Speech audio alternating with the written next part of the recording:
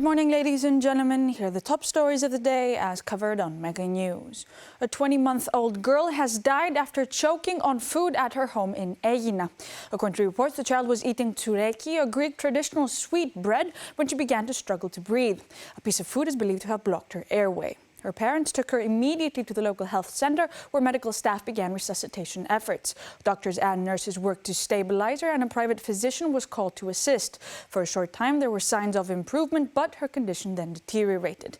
Authorities arranged emergency transport to Piraeus. The child was transferred by Coast Guard vessel, with an ambulance and police units waiting at the port. She was taken to Zania Hospital, where doctors confirmed her death. The incident occurred within a short period of time, despite coordinated efforts by family and medical teams.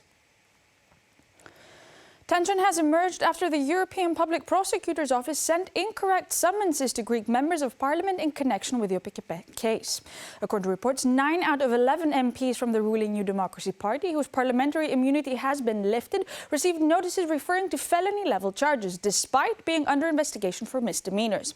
The summonses called on the MPs to submit written statements by May 22nd regarding alleged criminal offences. After contacting the EPPO, the lawmakers were informed that the notices were issued in error due to a bureaucratic mistake. The European Public Prosecutor's Office confirmed the error, but stated that it does not affect the substance of the investigation. Authorities say the MPs will still be required to provide explanations related to the case involving Greece's Agricultural Subsidies Agency. Ryanair has informed employees it plans to close its base at Macedonia Airport in Thessaloniki this October at the end of the summer season. The airline cites increased parking fees imposed by Fraport Greece as a reason for the decision. The airport operator says it has not received official notification. The base currently operates 3 aircraft and employs around 200 staff. If the closure proceeds, employees are expected to be relocated to other bases in Europe.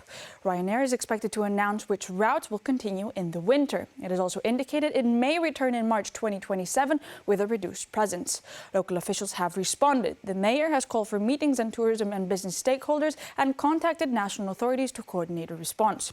Tourism representatives say the airline currently serves 33 destinations from Thessaloniki, but may reduce that number significantly. They note other carriers could fill the gap, particularly during peak travel periods. The situation remains under discussion, with further meetings planned and calls for continued negotiations between the airline and airport operator. Authorities on the Greek island of Ithaka report ongoing gaps in children's health care as the island remains without a permanent pediatrician. Local officials say Ithaka has no resident pediatrician since 2017. A temporary arrangement where a doctor from Kefalonia visited a few days each week has recently ended. Around 400 children live on the island. Families now travel to other areas as far as Patras to access pediatric care. These journeys can become difficult due to weather and limited transport. Officials say the local health center operates with limited staff, including 1 pathologist, 2 cardiologists and 5 rural doctors. Regional authorities have introduced financial incentives, offering an additional €450 to attract doctors to the islands.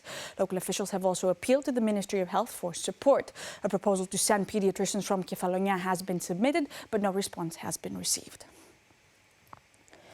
Kyriakos Mitsotakis is set to address the parliamentary group of New Democracy today as internal tensions within the party continue. The meeting was scheduled for 11 a.m. in Parliament, with more than 40 MPs expected to speak. Several lawmakers are preparing to raise concerns and criticism following recent public statements against government policies. Officials say the discussion is expected to remain within limits, though additional interventions may take place depending on how the debate develops. The session will focus on proposed constitutional revisions, with the government presenting changes to around 30 articles ahead of the formation of a parliamentary review committee. Government sources say the Prime Minister aims to address institutional issues, including transparency, public administration, and new challenges such as artificial intelligence and housing. Mitsotakis is also expected to call for unity while setting clear expectations for party members ahead of the party congress later this month and national elections planned for 2027. MPs are expected to use the session to express positions and concerns, including on government structure, relations within the party, and electoral strategy. The meeting is expected to continue for several hours. These were the top stories of the day as covered on Mega News. Thank you for watching.